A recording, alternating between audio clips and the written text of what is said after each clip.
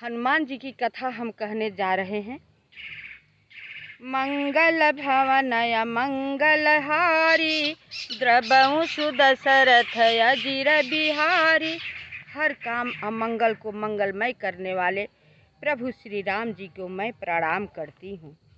हनुमान के जीवन में यह विशेषता है कि जो इनके संपर्क में आया उसे उन्होंने किसी न किसी प्रकार से भगवान के सन्निधि में पहुंचा ही दिया। लंका में विभीषण इनसे मिले।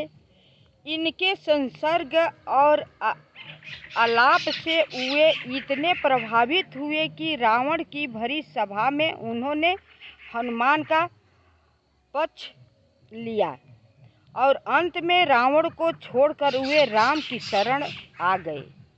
उस समय अब सुग्रीव के विरोध करने पर भी भगवान ने शरणागत रक्षा के प्राण की घोषणा की। तब इन्हें कितना आनंद हुआ यह कहा नहीं जा सकता। अंगद को साथ लेकर सबसे पहले हनुमान उमंग भरी छलांग मारकर विभीषण के पास चले गए और उन्हें भगवान के पास ले आए। उनका एकमात्र काम है भगवान की सेवा। भगवान की शरण में जाने वालों को सहायता। समुद्र बंधन हुआ, उसमें हनुमान कितने पहाड़ ले आए उसकी गिनती नहीं की जा सकती। सेतु पूरा होते भी ये उत्तर की सीमा से एक पहाड़ लिए आ रहे थे। इंद्रप्रस्थ से कुछ दूर चलने के बाद उन्हें मालूम हुआ कि सेतु बंधन का कार्य पूरा हो गया। उन्होंने सोचा कि अब इस पहाड़ को ले चलकर क्या होगा, वही रख दिया। परंतु वह पहाड़ भी साधारण पहाड़ नहीं था।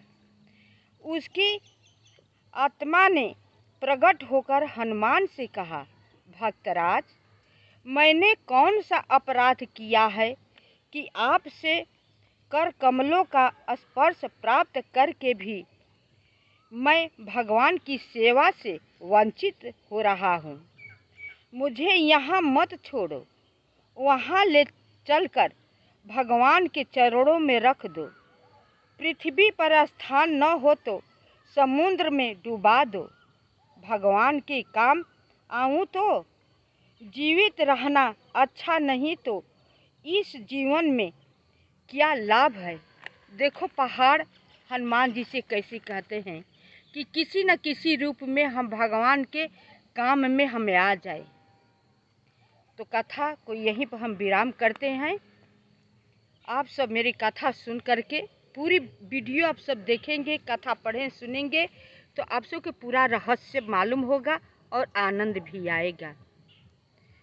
तो मेरी कथा सुन करके लाइक सब्सक्राइब अवश्य कीजिएगा।